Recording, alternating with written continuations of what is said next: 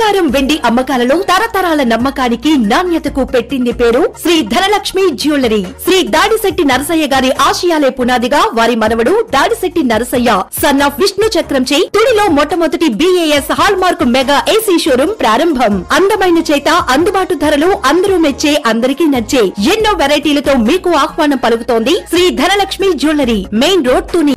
నమస్కారం, my media news కి స్వాగతం. నేను పుష్ప. కల్తీ మద్యం అమ్ముకునే పనిలో ప్రభుత్వ పెద్దలు బిజీగా ఉన్నారని, ప్రజలకు ప్రభుత్వం ఏమాత్రం పట్టించుకోవడం లేదని మాజీ మంత్రి దాడిశెట్టి రాజా తీవ్ర ఆగ్రహం వ్యక్తం చేశారు. తుని మండలం ఎస్సన్నవరం క్యాంప్ కార్యాలయంలో ఆయన మీడియాతో మాట్లాడారు. మంచినీరు లేక రాష్ట్రంలో అనేక ప్రాంతాల్లో ప్రజలు ఇబ్బందులు పడుతుంటే ప్రభుత్వ పెద్దలు మాత్రం కల్తీ మద్యం అమ్ముకునే పనిలో బిజీగా ఉన్నారని ఎద్దేవా చేశారు. కల్తీ మద్యం అమ్మకాల ద్వారా వేల కోట్ల రూపాయలు ఆర్జిస్తున్నారని ఆయన ధ్వజమెత్తారు.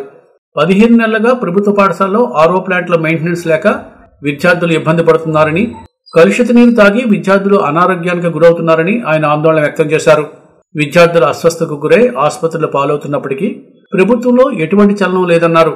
ప్రభుత్వ మెడికల్ కళాశాలను ప్రైవేటు పరం చేయాలని ముఖ్యమంత్రి చంద్రబాబు భీష్మించడం తగదన్నారు. మెడికల్ కళాశాలతో పాటు 600 పడకల ఆసుపత్రులు కూడా చంద్రబాబు ప్రభుత్వం అమ్మకానికి పెట్టిందన్నారు. ప్రజా ఆరోగ్యం పట్ల ప్రభుత్వానికి ఏమాత్రం చిత్తశుద్ధి లేదన్నారు. ప్రభుత్వంపై ఆ పార్టీ ఎమ్మెల్యేలే అసంతృప్తితో ఉన్నారని, కూటమి ప్రభుత్వం ఏర్పడి ఏడాదిన్నర కాలంలోనే ప్రజా వ్యతిరేకత స్పష్టంగా కనిపిస్తుందన్నారు. మాజీ ముఖ్యమంత్రి జగన్ పర్యటనలో పోలీసుల తీరుపై దాడిశెట్టి ఘాటుగా స్పందించారు. రాష్ట్రంలో ఏ అయితే 17 మెడికల్ కాలేజీలు ఈ రాష్ట్ర ప్రజల ఆస్తి ప్రైవేటు పరం చేస్తాను అని చెప్పేసి చంద్రబాబు నాయుడు గారు భీష్మించి కూర్చుని ఆల్రెడీ తన కార్యాచరణ ప్రారంభించిన పరిస్థితి మనం చూస్తున్నాం. ఈ రాష్ట్రంలోని 17 మెడికల్ కాలేజీలు కేంద్రంతో పోరాటం చేసి ఈ రాష్ట్ర ప్రజలకు ఒక ఆస్తిగా తెచ్చిపెట్టి 17 చోట్ల 50 ఎకరాల భూమి అయితే ప్రభుత్వ భూమి అని, లేదంటే ప్రైవేట్ దగ్గర నుంచి కొని గత ముఖ్యమంత్రి జగన్మోహన్ రెడ్డి గారు అందులో 5 కాలేజీలు ఆల్రెడీ క్లాసులు రన్ అవుతున్నాయి, ఇంకో 2 కాలేజీలు రెడీగా ఉన్నాయి, ఇంకొక 10 కాలేజీలు వివిధ దశల్లో ఉన్నాయి. మరి మీరందరూ చూస్తున్నారు రాష్ట్రంలో ఉన్న పరిస్థితి. మరి అయ్యన్న పాత్రుడు గారు జీవో ఇవ్వలేదు, పర్మిషన్స్ లేవు, కాలేజీ లేదు అక్కడ అని చెప్పేసి వ్యంగ్యంగా స్పీకర్ గారు మాట్లాడడం.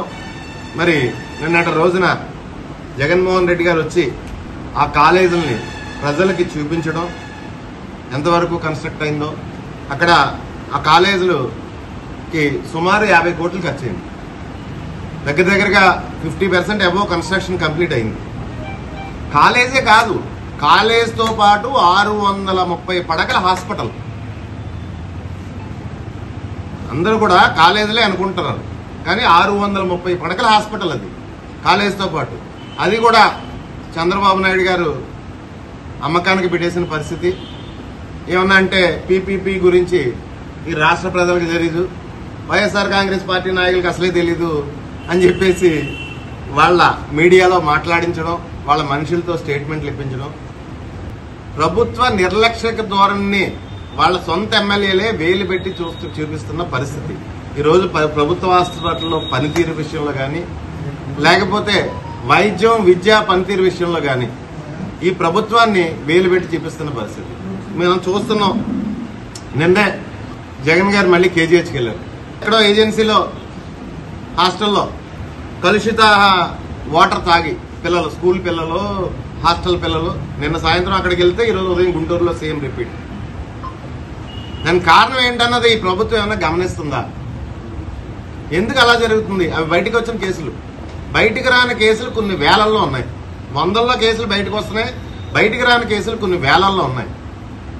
దానికి రీజన్ ఏంటన్నది ఈ ప్రభుత్వం ఏమైనా గమనిస్తుందా? గత 5 సంవత్సరాల్లో అటువంటి కేసులు ఎందుకు లేవన్నది కూడా ఒక్కసారి మీరు బేరీ చేసుకుంటే బాగుంటుంది అని చెప్పేసి ఈ ప్రభుత్వ యంత్రాంగాన్ని నేను కోరుకుంటున్నాను. ఎందుకు లేవో చెప్పనా నేను క్లియర్గానే. జగన్ గారు నాడు నేడులో భాగంగా స్కూల్స్ అన్ని డెవలప్ చేసి RO ప్లాంట్లు పెట్టారు. ప్రతి స్కూల్లోని ప్రతి హాస్టల్లోని మ్యాక్సిమం స్కూల్స్లో RO ప్లాంట్లు పెట్టారు. ఈ కూటమి ప్రభుత్వం వచ్చిన తర్వాత 15 నెలలుగా పేద ప్రజలకి స్వచ్ఛమైన మంచినీళ్ళు కూడా, అంటే మెయింటెనెన్స్ లేవు RO ప్లాంట్లు, స్కూల్స్లోని కాలేజీల్లోని మెయింటెనెన్స్ లేవు RO ప్లాంట్లు. 15 నెలలు బట్టి మెయింటెనెన్స్ లేక ఆ కలుషిత నీళ్లు తాగి మన పిల్లలు, మన భవిష్యత్ వాళ్ళు ఆ కలుషిత నీళ్లు తాగి అనారోగ్యాన్ని పడి వందలాది మంది హాస్పిటల్లోని, నిన్న KGHలోని, ఈరోజు గుంటూరులోని కనీసం చలనం లేదు. ఏదన్నా అంటే టాపిక్ డైవర్షన్. ఈ ప్రభుత్వం చాలా బిజీగా ఉంది. ఎందులో బిజీగా ఉందంటే